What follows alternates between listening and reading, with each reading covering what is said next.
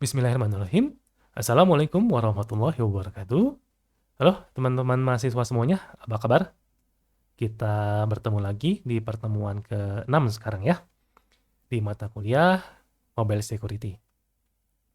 Nah, di pertemuan ke-6 ini sesuai yang sudah saya jelaskan di video sebelumnya, bahwa kita akan melanjutkan materi tentang protecting mobile device. Ya, kalau di video sebelumnya teman-teman mempelajari tentang ID-ID unik yang ada di dalam mobile device kita. Nah, sekarang kita akan melihat ya keamanan-keamanan dari sisi sistem operasi, terutama Android dan iPhone. Ya, nah intinya adalah di dalam perangkat ini ya, maksudnya di dalam materi kita yang kedua ini, eh, bagaimana cara kita untuk meminimalisir, untuk mengurangi terjadinya peretasan-peretasan terhadap mobile perangkat kita atau mobile device kita. Oke. Nah, ingat oleh teman-teman bahwa yang namanya hacker itu biasanya kan dia tidak ngelihat jenis ataupun merek perangkat apapun. Yang penting mereka bisa masuk ke dalam sistem perangkat mobile kita. Nah, ketika mereka sudah masuk ke sana, mereka pasti akan, target utamanya itu pasti akan bicara tentang data. Yang dicari itu adalah data, informasi-informasinya. Ya, terutama informasi-informasi sensitif di dalam smartphone kita. Ya, nah, makanya kita perlu menerapkan beberapa cara pencegahannya. Paling tidak ya pakai user ID misalkan, atau pakai data encryption, ya, atau kita menggunakan aplikasi-aplikasi security lainnya. Ya, nah, di sini kita akan bahas tentang security pada iPhone, kemudian security pada Android, ya, kemudian security pada perangkat-perangkat lainnya. Ada juga untuk memperlihatkan pada teman-teman jailbreaking sama routing itu seperti apa, ya, bahayanya apa. Kemudian password dan user ID, data enkripsi, sama downloaded application. Nah, sekarang kita lihat dulu security di dalam iPhone. Ya. Bagi para pengguna perangkat iPhone, perlu dipertimbangkan beberapa masalah atau beberapa poin ini ya. Yang pertama itu adalah ketika kita punya perangkat iPhone, tolong aktifkan password dalam perangkat kita. Wajib. Ya. Nanti kalau misalkan di Android sama sih, sebenarnya kalau password itu ya semua perangkat itu usahakan ya harus aktif. Ya, password itu harus aktif. Yang kedua itu aktifkan atau enable fungsi penghapusan data. Ya. Jadi kalau di iPhone itu dia punya fungsi untuk menghapus data kalau misalkan kita salah memasukkan password atau passcode berapa kali misalkan. Contohnya di gambar ini. Ini ada passcode lock misalkan. Ya.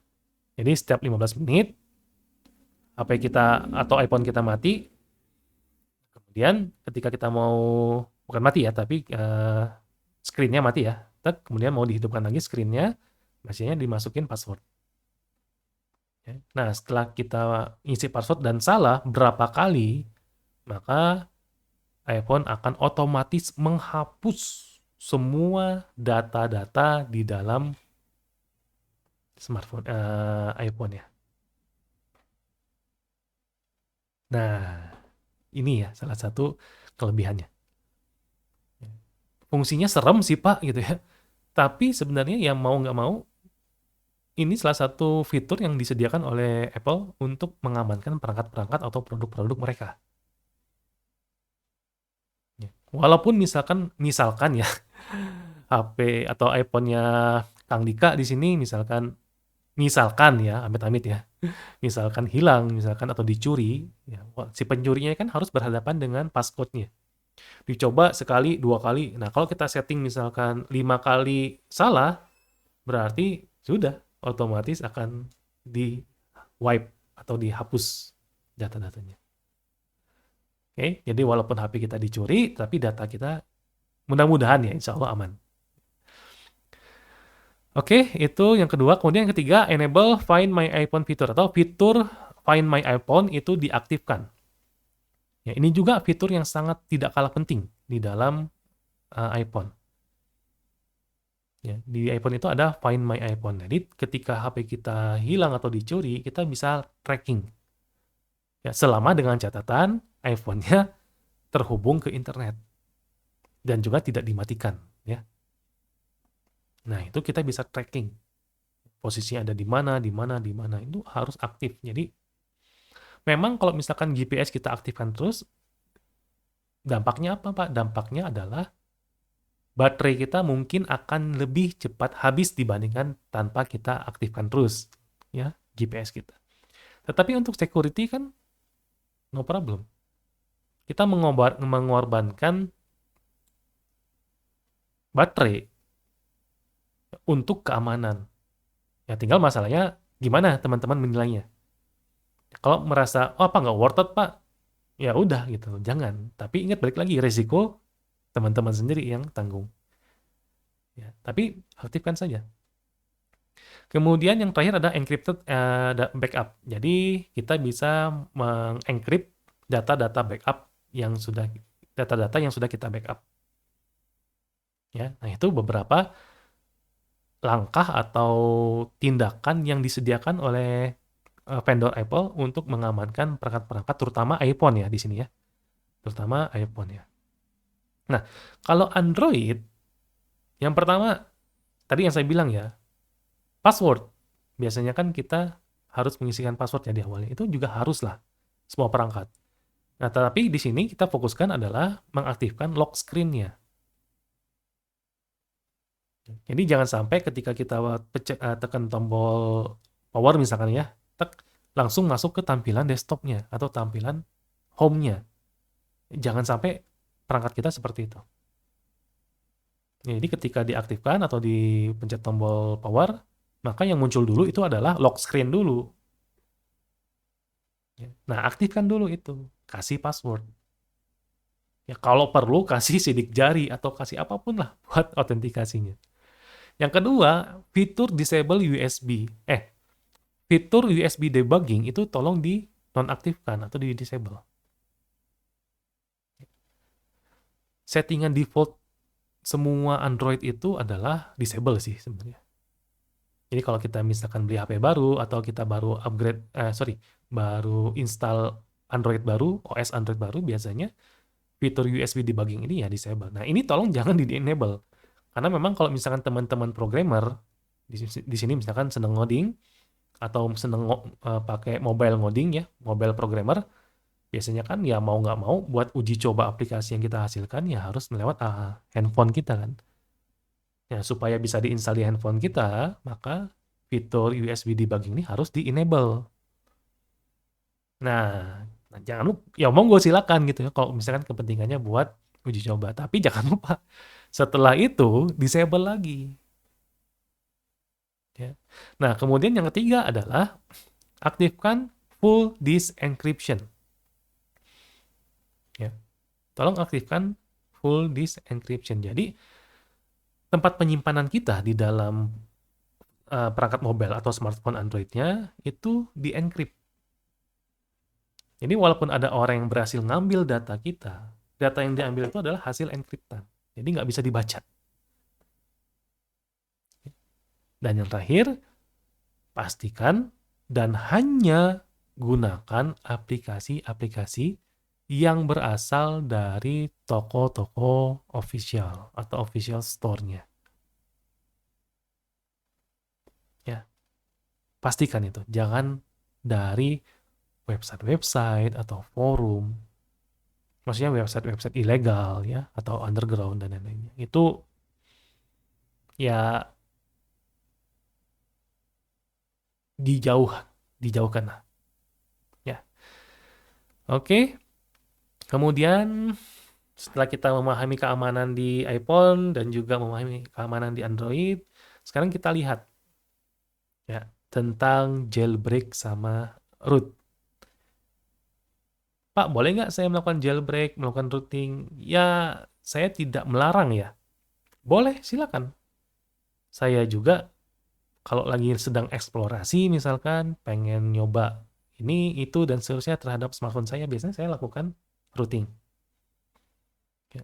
Tapi, ketika teman-teman ingin merouting, tolong pikir 2 kali dulu. Ya. Yang pertama, jailbreaking itu merupakan sebuah tindakan untuk melakukan cracking terhadap perangkat pribadi kita. Bicara tentang aktivitas cracking itu merupakan aktivitas ilegal. Itu tindakan kejahatan. Tapi kan permasalahannya adalah ini perangkat pribadi saya, Pak. Terserah dong. Kecuali dengan perangkat orang. Melakukan cracking terhadap sistem punya orang, yaitu pasti adalah tindakan ilegal, ya kriminal. Tapi di satu sisi yang kita objek yang akan kita lakukan routing atau jailbreaking ini kan punya kita. Ya. Nah ini masih abu-abu lah. Ya, ini masih abu-abu. Ada yang bilang boleh, ada yang bilang nggak boleh. Ya. Nah tapi kalaupun misalkan saya bilang nggak boleh, ada alasannya. Ya, kenapa? Karena smartphone yang sudah dibuat oleh para vendor, baik itu dari Apple ataupun dari vendor-vendor dengan Android, mereka sudah mencoba mengamankan sedemikian rupa perangkat-perangkat mereka supaya tidak ada yang modifikasi, supaya tidak ada yang bisa masuk ke dalam sistem-sistemnya. Makanya biasanya fungsi-fungsi smartphone itu ada limitasinya. Tapi ketika kita sudah melakukan jailbreaking atau routing, limitasinya itu berubah jadi unlimited. Jadi fungsi-fungsinya berjalan, banyak sekali berfungsi. Jadi, tidak ada restriction. Ya.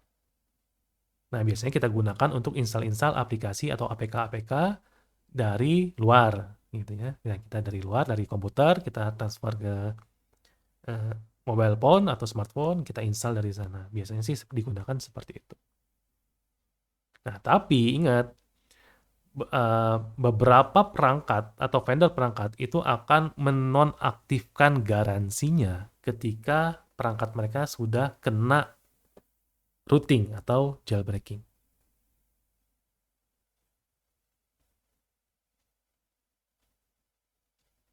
Ya, jadi garansinya sudah nggak berlaku.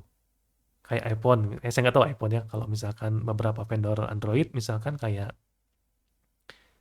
eh, Samsung misalkan, ya mereka itu tidak akan menangani garansi perangkatnya kalau misalkan rusak gara-gara routing. Ya, seperti itu. Nah, kalau routing sih sama aja sih sebenarnya. Ya, jailbreak ya intinya sama sebenarnya. Ya, antara jailbreaking dengan routing.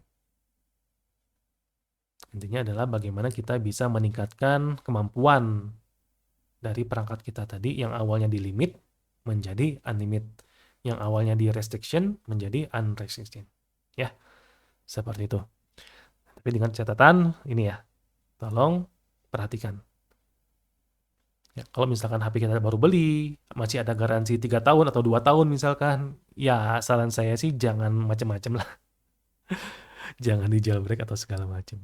Kalau misalkan garansinya udah selesai, ya itu saya serahkan lagi kepada teman-teman. Ya monggo silakan.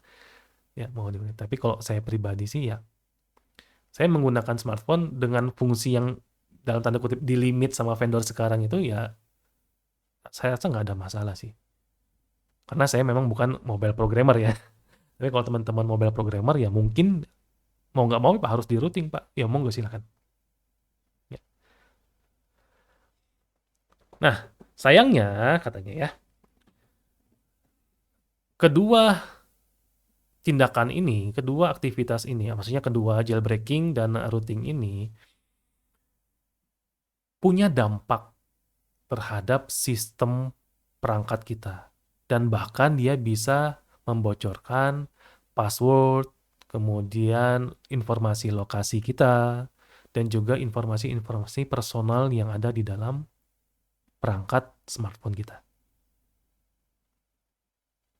Ya, katanya seperti itu. Nah, jadi kalau misalkan kita bicara routing sama jailbreak itu aman nggak? Ya. Nah, kalau misalnya kita lihat dari sisi security-nya, ya ini dua aktivitas ini dia tidak aman. Karena bisa mengakibatkan yang saya sebutkan tadi.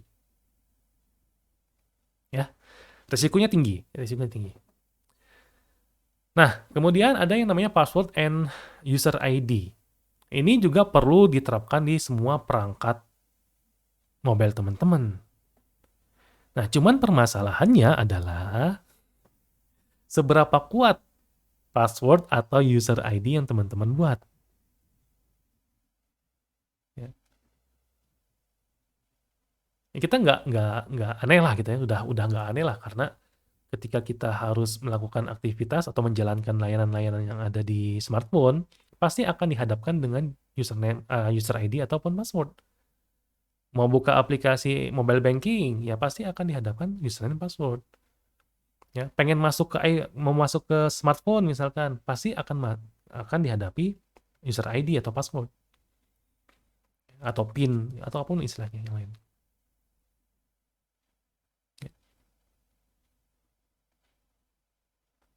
Nah, yang jadi permasalahan tadi, satu, seberapa kuat password kita.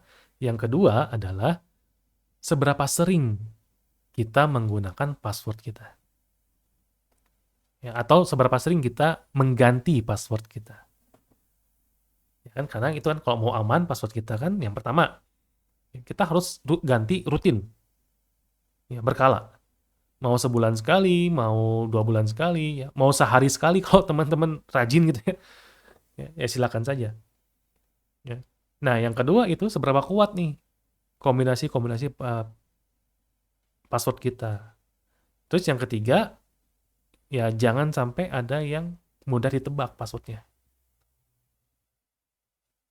Nah, sekarang kita lihat yang pertama. Nah, ini gambar ini saya dapat dari websitenya hyper.com ya. Nah, linknya ada di atas ya, teman-teman tinggal boleh akses atau download gambarnya, silakan. Intinya adalah how do we use password? Bagaimana cara kita menggunakan password? Ya, yang pertama itu adalah dilihat dari kehidupan pekerjaan dan kehidupan personal kita. Ini ada persentasenya. Ya, ini ada persentasenya. Ini kalau nggak salah saya diambil di tahun 2019 ya. Data ini dari tahun 2019 dari Hypernya. Ya, seperti itu. Nah, ini number ya. Artinya number of password, jumlah passwordnya. Kebanyakan orang di dalam dunia pekerjaan itu menggunakan password 1-5 digit. Itu sebanyak 66%. Ya. Ya. 1 digit sampai dengan 5 digit itu kebanyakan orang itu adalah menggunakan segitu ya. Panjang digitnya. Nah, kalau di dunia personal mereka biasanya menggunakan 1-7 digit. Jadi sebenarnya kita bisa ambil kesimpulan sementara aja ya. Maksudnya dari sini, orang itu menganggap password di dunia kerja itu tidak lebih penting dibandingkan dengan personal life mereka.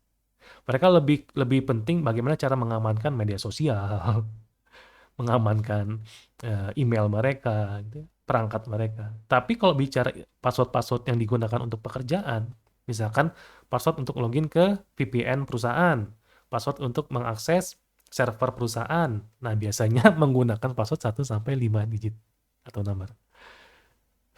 Ya, seperti itu. Ini baru satu faktor ya, kita bicara tentang number of password, jumlah passwordnya. Nah, yang kedua adalah password management. Sekarang kita bandingkan. Ya. Di kehidupan pekerjaan, ini di password management itu dibagi menjadi 3 ya. Ada personal memory, kemudian ada keep a list, jadi ditulis ya, passwordnya itu ditulis. kemudian menggunakan aplikasi. Jadi ada password yang diingat, password yang ditulis, sama password yang disimpan di dalam aplikasi. Itu kan biasanya cara kita mengelola passwordnya. Nah, di dalam dunia kerja, biasanya orang-orang itu lebih banyak mengingat password mereka. Karena kenapa? Karena kan hampir tiap hari mereka berhubungan dengan pekerjaan. Dan hampir tiap hari mereka selalu mengakses password tersebut. Masuk ke sini, isi password. Masuk ke sini, isi password. Mau login ke WiFi, isi password. Jadi lama-lama ingat nih. Lama-lama ingat. Bahkan kurang lebih persentasinya 42% itu diingat di otak mereka. Ya. Tapi, ketika nggak bisa nginget, orang-orang atau para pegawainya nanti akan menulis password tersebut di selembaran kertas. Entah dia ditulisnya di notes, misalkan, ya, atau di buku catatan mereka, atau dimanapun. Ya. Itu bahaya sebenarnya. Kalau teman-teman nulis password di notes, ditempel misalkan di layar gitu ya, kan orang-orang bisa lihat. Ya, emang niat kita supaya password kita terstruktur gitu kan, nggak lupa passwordnya. Cuman kan masalahnya, ya mending kalau misalkan teman-teman di sini punya ruangan sendiri kantornya. Kalau di bilik-bilik seperti itu kan ya kadang-kadang satu bilik ada 2 orang, 3 orang. Orang-orang bisa berlalu lalang di sana. Itu bahaya.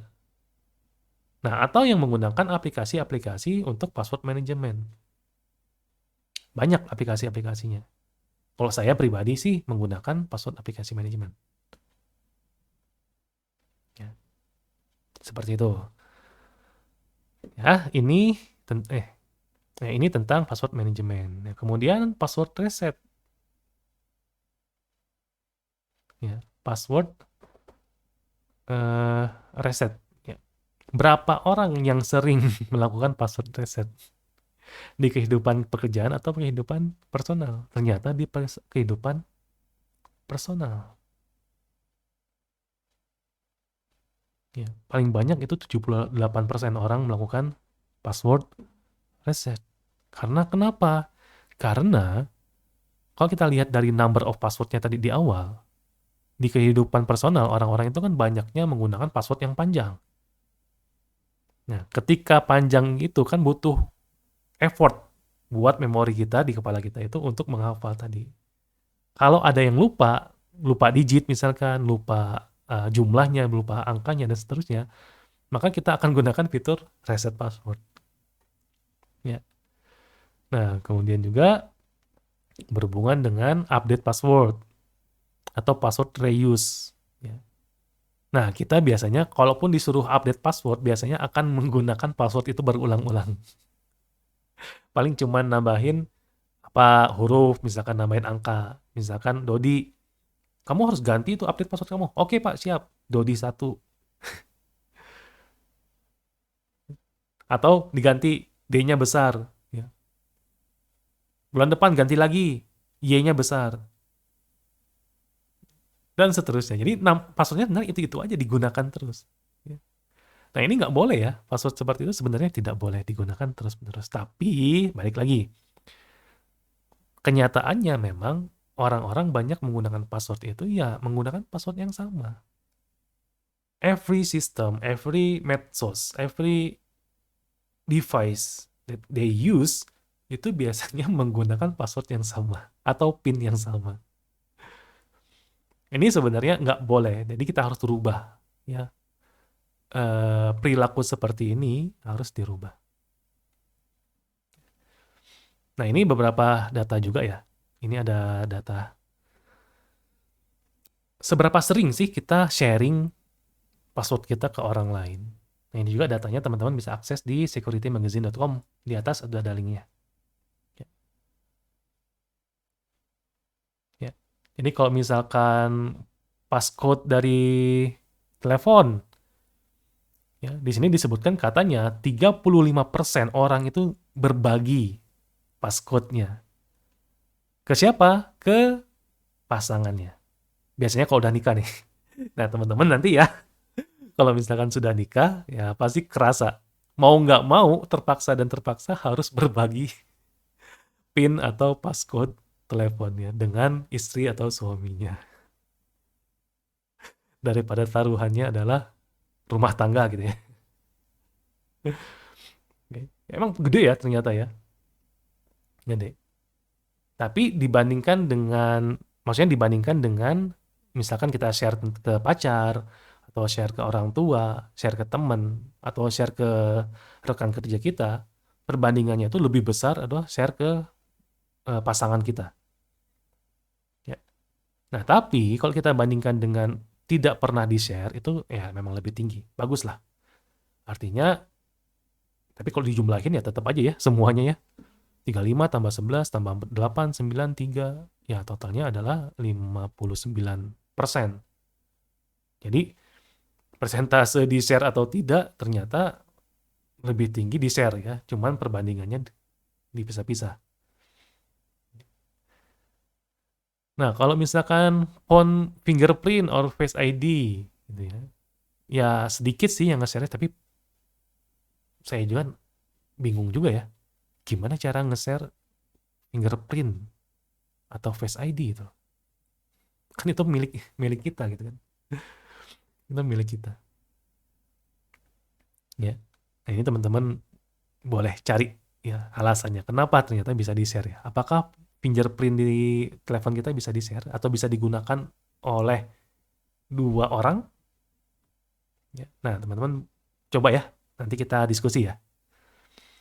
Kemudian sosial media, ya sama lah. Jadi kalau kita simpulkan ya, kita ambil simpulkan aja langsung dari data ini. Orang itu paling banyak membagikan password, PIN, passcode, atau apapun itu kepada pasangannya.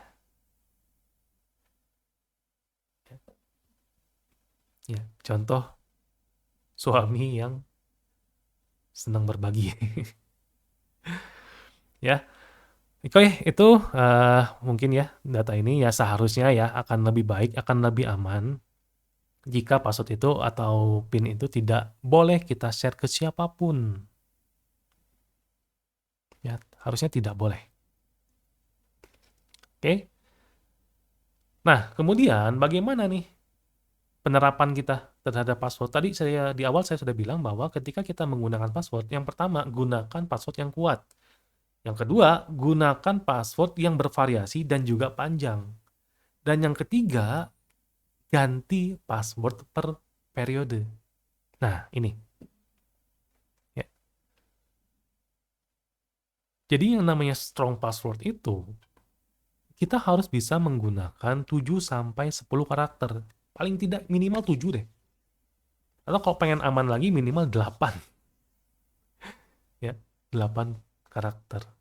Sampai 12 karakter. Jadi ada yang bilang 7-10, ada yang bilang 8-12. Tapi yang jelas, longer is better. Ya, semakin panjang karakter yang kita gunakan, akan semakin baik password kita. Yang kedua, mix it up atau combine. Misalkan password kita Dodi misalkan ya. DODDY. Terlalu pendek ya. Ferdiansyah. Nah, misalkan. Nah, itu kan lebih dari 10 ya. SYAH 11 ya.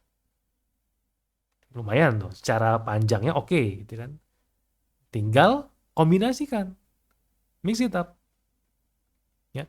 F besar misalkan, I kecil, R kecil, D besar. Kemudian ya, sorry. Misalkan saya ulang ya. F-nya besar, E-nya kecil, R-nya kecil, D-nya besar, kemudian I-nya saya ganti sama angka 1, jadi Ferdi, kemudian A-nya saya ganti angka 4, N-nya besar, S kecil, Y besar, A-nya 4, H-nya besar. Dijamin aman. Dijamin aman dan kuat. Ya maksudnya nggak jamin 100% aman juga ya, tapi paling tidak akan lebih aman. Ya. Nah, kemudian kalau bisa, kalau misalkan sistem atau aplikasi yang kita gunakan itu menyediakan fungsi atau fitur two factor authentication, gunakan. Harus gunakan. Ya, memang agak ribet sih kalau kita mau login ya nanti kita harus nunggu PIN yang akan dikirim ke HP kita. Ya, baru kita isi lagi. Jadi isi password, login, nanti masukin PIN, PIN-nya nanti dikirim ke HP kita, baru kita masukin. Emang ribet, tapi itu merupakan salah satu solusi supaya akun medsos teman-teman nggak dihack. Ini banyak nih kasus-kasus mahasiswa-mahasiswa saya juga ya, gitu ya. Beberapa yang curhat ke saya, Pak, kok FB saya kena hack, Pak? Tolong dong balikin. Aku mau cara balikin gitu ya. Pusing juga. Tapi rata-rata mereka nggak menggunakan two factor authentication. Jadi ketika orang sudah dapat username ID-nya sama password-nya, ya udah mereka bisa masuk. Terus mereka ganti password-nya lagi. Kemudian mereka aktifkan two factor authentication dengan nomor HP milik peretasnya. Udah kelar, kita nggak bisa apa-apa. Ya. Nah, itu yang harus kita lakukan. Nah, apa yang tidak harus kita lakukan? Yang pertama, jangan gunakan huruf atau angka yang berurutan. 1, 2, 3, 4, 5. A, B, C, D, E. Ya, atau 1, 1, 2, 2, 3, 3, 4, 4. Atau Q, W, E, apa yang di keyboardnya?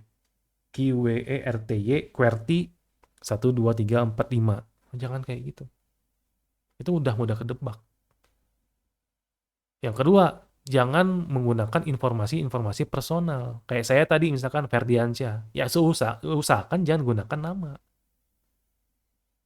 Ya, kan Bapak ngasih contoh. Ya itu kan contoh misalkan. Tapi akan lebih baik katanya jangan pakai nama kita. Ya. Oke, jangan pakai nama peliharaan, jangan pakai tanggal ulang tahun atau tanggal lahir kita. Jangan pakai nama jalan, jangan pakai nama orang tua, jangan. Ya. Kemudian no single word, jangan gunakan satu single word. Ya, contoh misalkan passwordnya apa? Passwordnya adalah misalkan apa ya contohnya? Pulpen, itu kan satu kata. Itu satu kata. Jadi jangan gitu. Ya. Atau misalkan botol, itu satu kata. Ya, tapi harus lebih dari satu kata usahakan. Misalkan pulpen saya pilot. Nah, itu tiga kata. Itu lebih baik tuh. Ya, itu lebih baik. Tinggal kita kombinasikan, kan? Pulpen saya pilot. Kita kombinasikan setiap huruf-hurufnya. Nah, itu insya Allah akan lebih aman. Sangat aman. Ya. Nah, ini perbandingannya. Jadi, saya dapatkan dari Sandstrom IT ya. Jadi, mereka mencoba mendemonstrasikan beberapa cara menggunakan brute force untuk mengcrack si passwordnya. Jadi kalau misalkan saya menggunakan bukan saya ya, sorry. Mereka menggunakan password yang diinputannya itu adalah 1, 2, 3, 4, 5, 6. Sebanyak 6 digit, tetapi isinya adalah nomor semua.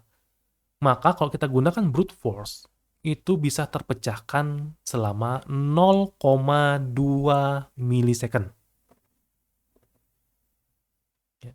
Jadi kalau saya pakai aplikasi brute force, saya tembak passwordnya, terus selama nggak sampai 1 detik passwordnya akan ketahuan. Kalau saya menggunakan QWERTY 1, 2, 3, 4, 5, 6, berarti ada 2, 4, 6, 6, 12. Ada 12 karakter, panjang-panjang Pak, sesuai dengan syaratnya tadi. Ya, tapi kan dia berseri. Ya. Maka password seperti ini dia akan bisa dipecahkan selama 13 jam. Ya, lumayan lama ya, tapi dalam 1 hari dapat passwordnya. Ya. Nah, itu kategorinya masih unsafe. Nah, sekarang coba misalkan kita sudah gunakan password yang panjang, tapi sudah menggunakan kombinasi dengan angka. Ya, IT fun sometimes misalkan. Terus kita kombinasikan huruf besar, huruf kecil dengan angka. Nah, itu katanya bisa dipecahkan selama 48.000 tahun. Minimal kita menggunakan pola seperti ini, ya paling tidak bisa lebih aman. Tapi ya kategorinya risky juga gitu ya. Sebenarnya kecepatan ininya, ya kalau saya baca, kecepatan pemecahannya itu dia tergantung dengan spek komputer kita. Kalau menggunakan super komputer, ya berarti bisa lebih cepat lagi ya. Oke. Kalau komputer rumah saya, kalau pakai laptop gimana Pak? Ya mungkin bisa jutaan tahun ya. Oke. Nah ini kombinasi dengan special karakter misalkan. Ini bisa sampai 13 trillion years. Ya. Ya kalau yang bagusnya apa? Yang bagusnya adalah nih contohnya teman-teman lihat sendiri. Ada yang bisa baca? Ya, kalau teman-teman bisa baca berarti teman-teman mantan personil alay. Kan orang-orang alay kan nulisnya seperti itu. Mengkombinasikan dengan berbagai macam angka, karakter. Ternyata konsep alay tadi itu juga merupakan strategi yang aman ketika kita membuat password. Ya. Oke, ini contohnya ya, maksudnya apa ya? Ilustrasinya ketika kita menerapkan password seperti ini, kemudian sampai dengan yang kompleks. Nah itu mungkin penjelasan saya tentang materi kali ini. Ya, jadi nanti di pertemuan berikutnya kita akan lanjut lagi ya dengan materi-materi yang masih berhubungan dengan protecting mobile device. Ya kan dari modul 1, dari part 1, bagian 1, bagian 2, kita sudah membahas bagaimana cara memproteksi, mencegah dulu di awal, gitu ya. Kemudian menerapkan keamanannya. Nah, kalau misalkan sudah kita cegah di awal, kita sudah terapkan keamanannya, ternyata udah kena juga nih komputer kita, ya maka yang selanjutnya adalah bagaimana cara kita merespon, menanggapi perangkat-perangkat mobile kita yang kehack. Gimana caranya? Nah, kita akan bahas di pertemuan yang ketiga atau pertemuan besok. Ya, oke. Itu saja mungkin yang bisa saya sampaikan. Tetap sehat semuanya teman-teman. Semoga kita bisa bertemu di perkuliahan minggu depan. Ya, tetap sehat. Assalamualaikum warahmatullahi wabarakatuh.